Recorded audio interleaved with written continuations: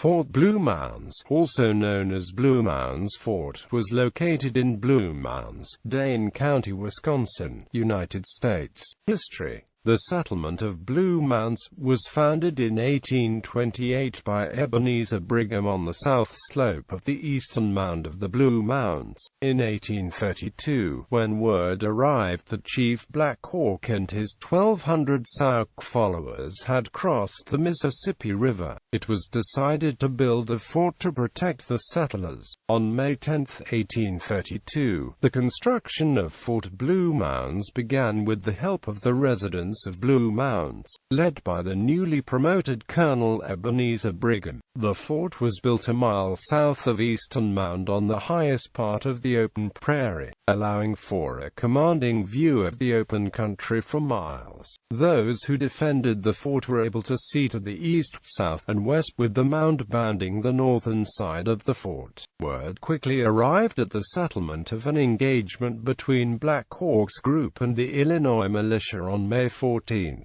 1832. In what was to be called the Battle of Stillman's Run, the Illinois militia were defeated by the Indians. This, along with the closeness of the Ho-Chunk tribe, brought fear to the settlers, and they worked quickly to complete the fort in about 2 weeks. From May 20 to September 20, 1832, the settlers and miners joined General Henry Dodge's Michigan Territory militia during the Black Hawk War. James Aubrey was the first commander at the fort, but after he was killed by the Indians on June 6, his first lieutenant, Edward B. Orchard, took command. He didn't command long before Captain John Sherman succeeded him. Archaeology. The site of the original fort was owned by Colonel Brigham's descendants until it was donated to the Wisconsin Historical Society, who dedicated it as a state historical site on September 5,